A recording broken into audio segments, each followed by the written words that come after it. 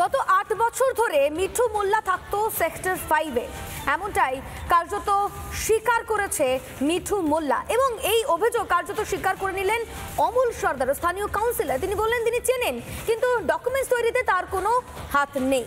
তবে এই সেক্টর 5-এর কলোনিতে দীর্ঘদিন ধরে বসবাস করেছে এরকমই একাধিক বাংলাদেশি।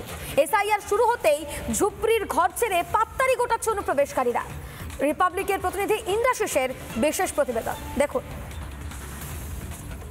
এই মুহূর্তে রয়েছি সল্টলেক সেক্টর 5-এর কলেজ মোড় সংলগ্ন একটি কলোনিতে, যে কলোনিতে কিছুদিন আগেও বেশ কয়েকটি পরিবার, বাংলাদেশি পরিবার, তারা কিন্তু এখানটাতে ছিল। যে বাড়িগুলি কার্যত বাংলাদেশি অনুপ্রবেশকারীরা জবরদখল করে রেখেছিল বলেই স্থানীয় বাসিন্দাদের একাংশ তারা জানাচ্ছেন।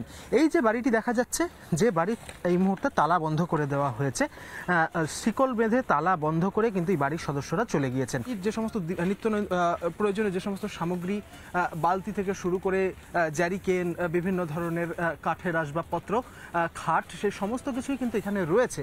কিন্তু বাড়ির বাসিন্দারা কিন্তু এখান থেকে চলে গিয়েছে। বেশ কিছুদিন হলো তারা কিন্তু এখান থেকে চলে গিয়েছে। এসআইআর শুরু হওয়ার পর থেকেই তারা কিন্তু এলাকাতে দেখতে পাওয়া যাচ্ছিল না। আমরা আছি, এটার লোক আছে। এখানে কোথাও কবে থেকে আছেন? এই তো আমরা প্রায় 1 বছর কারি বছর আছি। আর ভেতরে কতগুলি বাড়ি আছে? বাড়ি এখানে একটাই আছি আমরা, আর কেউ থাকে না। ছিল ওনারা চলে গেছে, আর এখানে কিছু লোক আছে, হিন্দুগড়ে একটা আছে, আমরা একটা আছি, আর এখানে একটা ছিল, ওনারা চলে গেছে। আর তাছাড়া যা ছিল সব বাংলাদেশি, ওনারা সব চলে গেছে। সবাই চলে গেছে কেন? কেন? ওই আগের বারে মিডিয়া এসেছিল। কোন ঘরগুলো একটুখানি দেখা। এখানে কতগুলি ঘর আছে বাংলাদেশের? বাংলাদেশি ঘর এইগুলো সবই, এইগুলো সব? হ্যাঁ, ওনারা সব চলে গেছে বাবু। আচ্ছা, এই যে আগের বারে আপনাদের মিডিয়া এসেছিল, এখানে এসেছিল এইগুলো এইগুলো হ্যাঁ এইগুলো। এখন বর্তমানে কেউ আছে বাংলাদেশে? না, এখন তো কেউ নেই, এরা সব ঘরদোর ছেড়ে চলে গেছে। বহুত আছে, এ মাঠে ও মাঠে সব এই কাজ করে। কি কাজ করে? এই জন্য ওরার কাজ করে। আচ্ছা, এদের আধার কার্ড, ভোটার কার্ড কিছু কখনো দেখেছেন? না, আমি এরকম কিছু দেখিনি বাবু। এসআইআর চালু হওয়ার পর থেকেই তারা কিন্তু এখান থেকে চলে গিয়েছে। তাদের কাছে থেকে এখানকার যারা অন্যান্য স্থানীয় মানুষজন, তারা কখনো তাদের কাছে কোনো বৈধ নথি দেখতে পায়নি, কোনো আধার কার্ড বা ভোটার কার্ড তাদের ছিল না, তারা দেখতে পায়নি বলেই তারা জানাচ্ছে। অপর একটি বাড়ি, যে বাড়িটিতেও কিন্তু তালা বন্ধ রয়েছে। আমরা দেখতে পাচ্ছি বাড়িতে কিন্তু তালা বন্ধ করে দেওয়া হয়েছে। এবং এই বাড়িটিতে যেটা দেখা যাচ্ছে, একটু যেন অন্যরকম ছবি। ভেতরে হুইল চেয়ার রয়েছে এবং যে বাড়ির যে ভেতরের ছবি, সেটা কিন্তু একটু হলেও উন্নত, এমনটাই কিন্তু দেখা যাচ্ছে। ভেতরে দেখা যাচ্ছে খাট পড়ে রয়েছে, বিছানা, চাদর সমস্ত কিছুই পড়ে রয়েছে, জামা কাপড় পড়ে রয়েছে এবং একটি আমরা দেখতে পাচ্ছি লাল রঙের একটি হুইল চেয়ার। আমি ভিডিও জার্নালিস্ট দীপঙ্কর কাঞ্জিলালকে বলবো একটু যদি ছবিটা দেখানো সম্ভব হয়।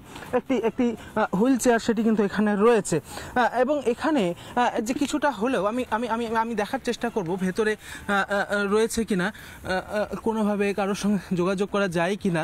ভেতরে আমরা দেখতে পাচ্ছি বিভিন্ন ধরনের প্রসাধনী সামগ্রী, সে সমস্ত কিছুও কিন্তু এখানে ছিল। কিন্তু বাড়ির ভেতরে কাউকে কিন্তু দেখতে পাওয়া যাচ্ছে না। আলো জ্বলছে, ঘরের ভেতরে আলো জ্বলছে, কিন্তু বাড়ির বাইরে থেকে তালা লক করে দেওয়া হয়েছে, তালা বন্ধ করে দেওয়া হয়েছে। কিন্তু কেন আলো জ্বলছে, এই প্রশ্নও কিন্তু এখন ক্রমশ জোরালো হচ্ছে। কারণ বাড়িতে যদি কেউ না থাকে দীর্ঘদিন থেকে, তাহলে কি আলো কেন জ্বলবে, এই প্রশ্ন কিন্তু উঠছে। এখানে কিন্তু রান্নার কড়াই, সেটিও কিন্তু এইখানটাতে রাখা হয়েছে। বাড়ির যে রান্নার কড়াই, সেই রান্নার কড়াই কিন্তু এখানটাতে রয়েছে। তাতে এখানে যে রান্না করা হতো, সেটি কিন্তু একেবারে স্পষ্ট। জলের জগ থেকে শুরু করে উনুন, সেই উনুনে হাঁড়ি চাপানো রয়েছে, কড়াই চাপানো রয়েছে। এবং আমরা দেখতে পাচ্ছি একটি বাটি, সে বাটিতে জল রয়েছে। অর্থাৎ কিছুদিন আগেও যে এখানে স্থানীয় মানুষজন ছিল, এখানে যে বাসিন্দারা ছিল, তার কিন্তু প্রমাণ রয়েছে। কারণ এগুলো একেবারে জলজান্ত প্রমাণ এই বাড়িটির। কিন্তু এখন পর্যন্ত কিন্তু এই বাড়িটিতে কাউকেই দেখতে পাওয়া যাচ্ছে না। তারা কোথায় গেল?